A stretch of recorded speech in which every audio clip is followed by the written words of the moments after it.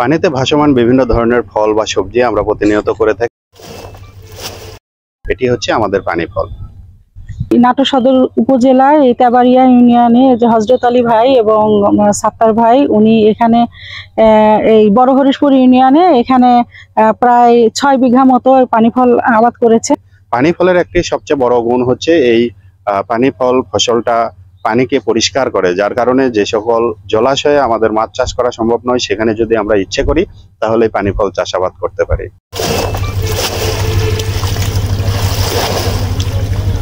এই ফল থেকে চালাবে, এই চালালে আরেক জায়গায় রাখতে হবে, রাখে পানি দিয়ে রাখতে হবে।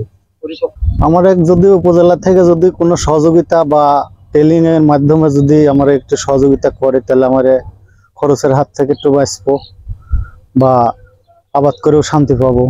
পানি ফল বিভিন্ন ধরনের হতে পারে।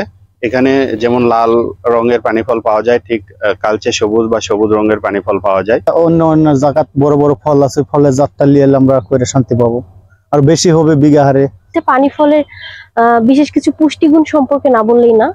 পানি ফলে বেশ ভালো পরিমাণে পটাশিয়াম, ক্যালসিয়াম, ভিটামিন B12 এসব খাদ্যের উপাদান রয়েছে এবং পানি ফল খেলে অনেক সময় যাদের হচ্ছে লিভারের কোনো প্রবলেম থাকে সেই ক্ষেত্রে এটা অনেক ভালো কাজ করে। ডায়াবেটিস রোগের জন্য ভালো সবচেয়ে, আরো অন্য মেলা উপকার আছে। অপ্রধান ফসল সেই অনুযায়ী এবং এটা দামের দিক বিবেচনা করে এটা যেভাবে বাজার মূল্য এখন রয়েছে, এই বছরে ওনারা বেশ ভালো একটা বাজার মূল্য পাবেন। 70 টাকা, 80 টাকা, 100 টাকা, 60 টাকা, 50।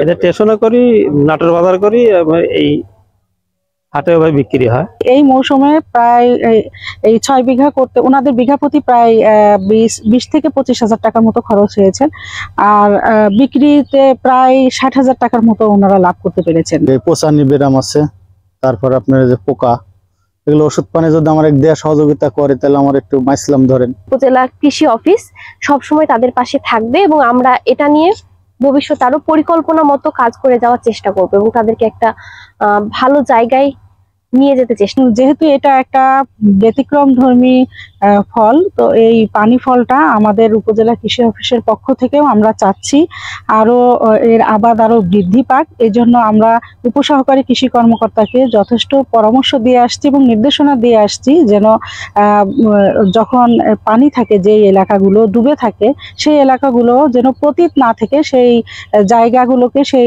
যেন কাজে লাগাতে পারে, সেজন্য এই পানি ফলের আবাদ যেন আরো বৃদ্ধি পায়। একটা পরিকল্পনা আছে যে উপজেলা পরিষদের পক্ষ থেকে যদি কোনো ফান্ডের মাধ্যমে তাদেরকে প্রশিক্ষণ দিয়ে এই পানি ফলের আবাদটা আরো বৃদ্ধি করা যায় তাহলে হয়তো আমাদের কৃষক ভাইরা উপকৃত হবেন এবং আরো এই পানি ফলের আবাদটা আরো বৃদ্ধি পাবে।